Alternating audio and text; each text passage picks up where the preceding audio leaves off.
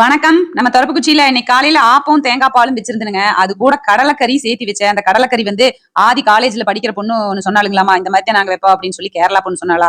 அதே மாதிரி ட்ரை பண்ணலாம்னு இன்னைக்கு ட்ரை பண்ணுங்க. சூப்பரா வந்தது. அதை உங்களோட நான் ஷேர் பண்றேன் இன்னைக்கு. ஆப்பத்துக்கு பச்சரிசி ஒரு டம்ளர்.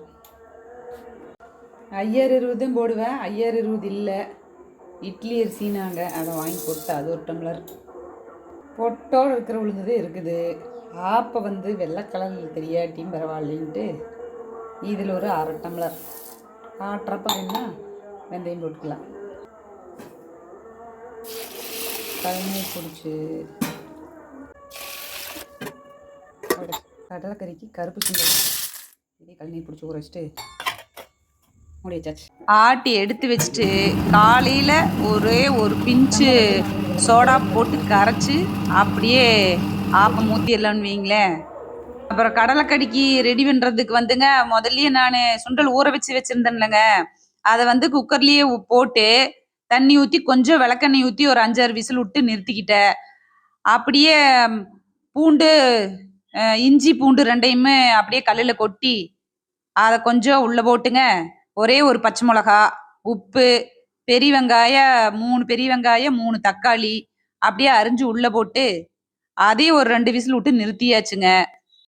அப்புறம் வறுத்து அரைக்கிறதுக்கு எண்ணெய் ஊத்தாம வறுக்கணுங்க. அதுக்கு சோம்பு 1 ஸ்பூன், சீரகம் வந்து 1/2 ஸ்பூன் போட்டுக்கிட்டேன்.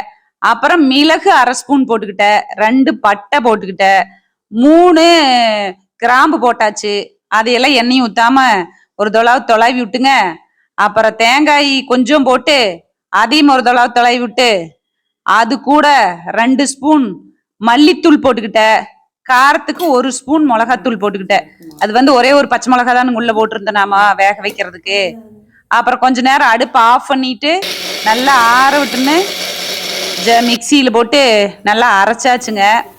அரைச்சிட்டு அதுல வந்து நாம சுண்டல்லாம் வெந்திருக்குமில்லங்க, சுண்டல் தக்காளி பெரிய வெங்காயம் எல்லாம் போட்டு நாம வேக வச்சோம்ல, அந்த அரைச்சு தச்சு வெந்திருக்கிறதுல கொண்டு போய் இதை அரைச்சு வச்சிருக்கிறத கொண்டு உள்ள ஊத்திடுறோம்.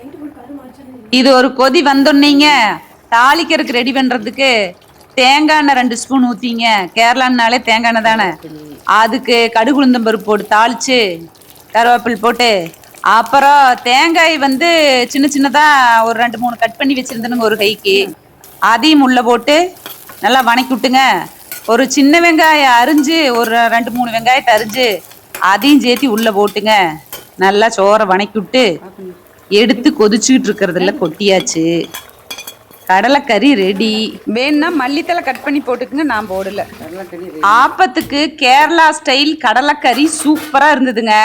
அப்புறம் தேங்காய் பால் வச்சிடலாம்னு சொல்லிட்டு தேங்காய் இறச்சுங்க, பால் எடுத்துங்க. அது வெள்ளை சக்கரை யூஸ் பண்றது இல்லைங்க நாங்க, அதனால நாட்டு சக்கரை தான் போட்டேன். அதுவும் சூப்பரா இருந்தது. நீங்களும் ட்ரை பண்ணி பாருங்க, சூப்பரா இருந்தது. கடலைக்கறி சூப்பரா இருந்தது. தேங்காய் பால் அஸ் யூஸ்வல் நம்ம வைக்கிறத. Okay, thank you. அடுத்த வீடியோவில் பார்க்கலாம்.